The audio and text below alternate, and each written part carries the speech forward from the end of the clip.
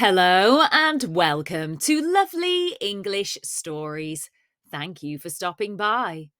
This story is written for upper intermediate English learners. Ready? Let's get started. B2 English Story Priorities.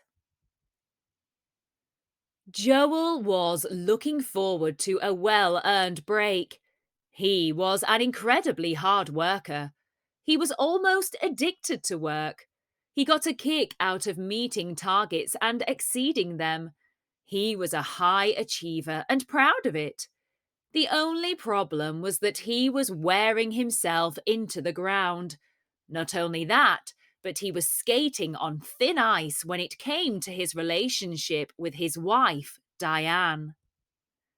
Diane was a pharmacist and worked retail hours. She relished her work and found great satisfaction in helping and advising people as much as she could.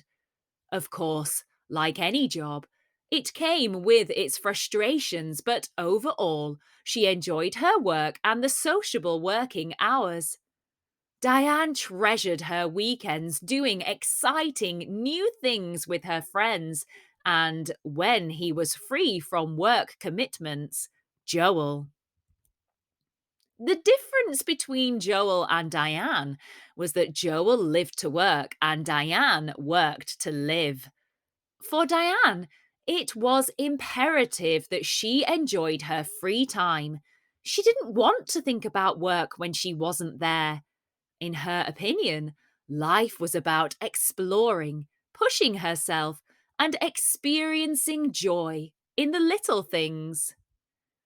Joel worked for a publishing company and felt under pressure to help the authors he represented as much as he could. This meant long, tiring, arduous days on the telephone at meetings and schmoozing at networking events across the city. Due to Joel's long, unsociable working hours, the amount of quality time he and Diane spent together was slowly diminishing. They were like ships passing in the night. Often, when they did steal a moment together, they would talk about mundane things like the washing, grocery shopping, or bills.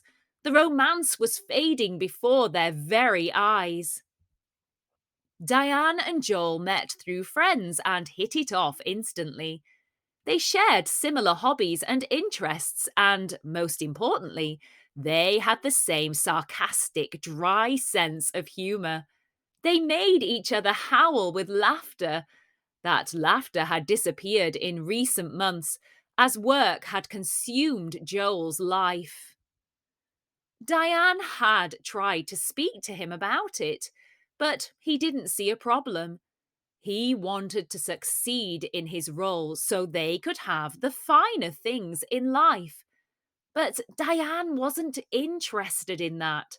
Diane wanted to earn enough money to do fun things and spend quality time with the people she loved. She didn't care about showing off or keeping up with the Joneses. Diane was beginning to wonder whether Joel cared more about his role at the publishing house than he did as her husband. Diane felt as though she was fading into the background. She had become invisible. She missed their raucous laughter, the way he made time for her, and the little things they do together. Joel missed spending time with Diane too. He was so preoccupied that he didn't realize how much he was away from home. He adored his work and felt like he was making a difference, but at what cost? Diane discussed her concerns with her friends one Friday evening over curry and beers in the local pub. Her friends were an eclectic group of inspiring people she'd met over the years, and although they were all incredibly different, they got on like a house on fire. They gave her a wide range of opinions and advice. In the end, she knew she just had to follow her gut instinct, and that was to tell the truth. No matter how confrontational, it was the right thing to do.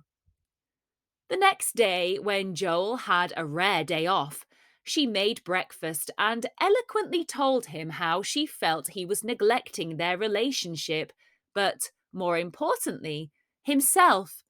He had always said that he would never get wrapped up in work and that he would be able to separate his life from his job, no matter how much he loved and drew value from it. The realization suddenly dawned on Joel that he had become all consumed by money. Yes, he did want to help his clients, but he had become greedy. He wanted more commission and a higher status at work. He suddenly felt ashamed. He had jumped on the hamster wheel of working life and forgotten some of his core values. He took a step back and reevaluated what he had been doing. He didn't want to lose the one of a kind relationship that he shared with Diane. He concluded that he could still be a hard worker, but that didn't have to jeopardize the good things in his life. He needed to remember that he was replaceable at work, but he would never be replaceable to Diane and their family and friends. He was an integral part of their lives, and they missed him. He took a step back and made time for himself, for Diane, and for his mental health. Work was one of his passions, but it needn't become his life. His life was his friends, family, and Diane, and he realized it was high time he made them his priority again. Now, let's go through some of the vocabulary, idioms, and phrases from the story. Let's start with the idioms and phrases. To get a kick out of something. To get a kick out of something means to take pleasure in something. Ships passing in the night. Ships passing in the night means if two people are like ships that pass in the night, they meet once or twice by chance for a short time and then do not see each other again, or perhaps don't see each other again for quite a long time. To be skating on thin ice. This means to be doing something that is dangerous or involves risks. To hit it off. To hit it off means to like someone and become friendly immediately. Keeping up with the Joneses. We've got another story that is called Keeping Up with the Joneses, and this means to always want to own the same expensive objects and do the same things as your friends or neighbors. You are trying to keep up with them. To get on like a house on fire. We recently posted a short about this idiom, and it means if two people get on like a house on fire, then they like each other very much and they become friends very quickly. It's quite similar to hitting it off with someone. Another idiom and phrase here is to be wrapped up in someone or something. If you're wrapped up in someone or something, it means you're very interested in them or it, and you ignore other people or things. Sometimes, when couples first get together, they are very wrapped up in each other. Hamster wheel. Hamster wheel. If you are stuck on the hamster wheel, it means you are going round and round in a circle of being busy and stressed, usually with work and life. One of a kind. We posted this as a short recently as well. One of a kind means the only person or thing of a particular type, or it can also mean someone or something that is very special. It's high time. This means past the time when something should have happened. Now, let's go through some of the advanced vocabulary from the story. Instinct. Instinct. This is the way people or animals naturally react or behave without having to think or learn about it. Relish. Relish. To relish is to like or enjoy something. Sarcastic. This means having the character of sarcasm. A lot of British people are sarcastic and have a sarcastic sense of humour. Confrontational. This means behaving in an angry or unfriendly way that is likely to cause an argument. I'll pronounce that again. Confrontational. Confrontational. Some more advanced vocabulary. Eloquently. This means in a way that gives a strong, clear message. Oh, they were very eloquent. Eclectic means consisting of different types, methods, or styles. For example, you could say, I have a very eclectic taste in music, meaning you like lots of different types or styles of music. Jeopardize. To jeopardize means to put something such as a plan or a system or a person in danger of being harmed or damaged. Preoccupied. If you are preoccupied, you are thinking or worrying about something, perhaps a little too much. Here's some more advanced vocabulary. Schmooze. To schmooze is to talk informally with someone, especially in a way that is not sincere or you are doing it to try and get an advantage. Diminish. To diminish is to reduce or be reduced in size or importance. Mundane. If something is mundane, it is a little boring, perhaps very ordinary, and not very interesting.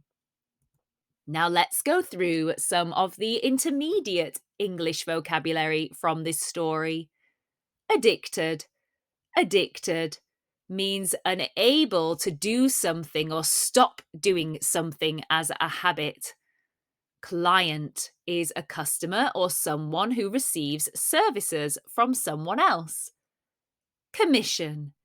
Commission is a payment to someone who sells goods. Commitment. Commitment is a promise or firm decision to do something. So you might commit to meeting a friend for dinner, for example. Concern. A concern can be a worried or nervous feeling about something, or something that makes you feel worried. Greedy. If you are greedy, then perhaps you want to get more of something, usually food or money. Imperative. If something is imperative, it is extremely important or urgent. It is imperative that I have some chips right now, for example. Invisible. Invisible means it is impossible to see. You cannot see it. Priority. A priority is something that is very important and must be dealt with before other things. Please, can you make this report a priority? You need to finish it by the end of the day. Treasured. If someone or something is treasured, they are very valued and or cherished. And cherished means to be very loved and important to someone. We hope you enjoyed this lovely English story and the vocabulary explanations. Thank you for stopping by. And don't forget to like, subscribe, and share. Get productive and check out our language learning productivity packs on Etsy. Use code YouTube10 for 10% off. See you soon!